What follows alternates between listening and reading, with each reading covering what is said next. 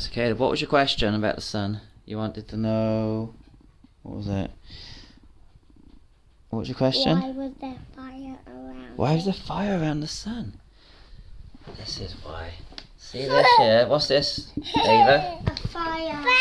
So this is how you make fire with a stick. You rub a stick together really fast on another block of stick, and eventually you get a tiny little ember, don't you? And you move that ember to some tinder, like some grass. That's grass around the ember. You blow on it. We've done it before, haven't we? Where you get it and you go, and then that turns into, what's this, Ava? Fire. Fire. So the reason why that turns into fire is from friction. The wood touching each other creates friction, and that friction gets really hot.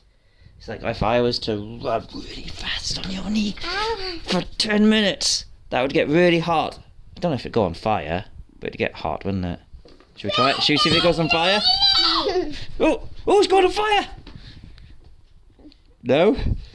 So it gets hot from friction. And in the same way, see these here? These are dust particles. So look at these. Look, Ava. Ava, look. See the dust? It's far away from each other. They're not even touching, are they? It's like, instead of me touching you like here, making it hot, the dust is this far away. That's not going to make you hot because it's not touching. There's no friction. But eventually, all these dust particles gather into one area.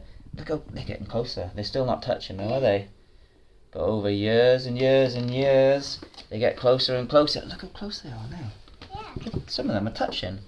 So all those tiny little dust particles are touching and causing friction and getting hot and hot and hot.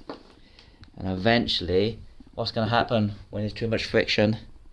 Fire. Just like this, and just like the wood, turns into fire. That's what happens with the sun. The sun was made up of all those dust particles. No. And it got hotter and hotter. No. Yeah, watch. This is going to be this. We're going to make a sun out of this. Ready? It goes on fire. It's on fire.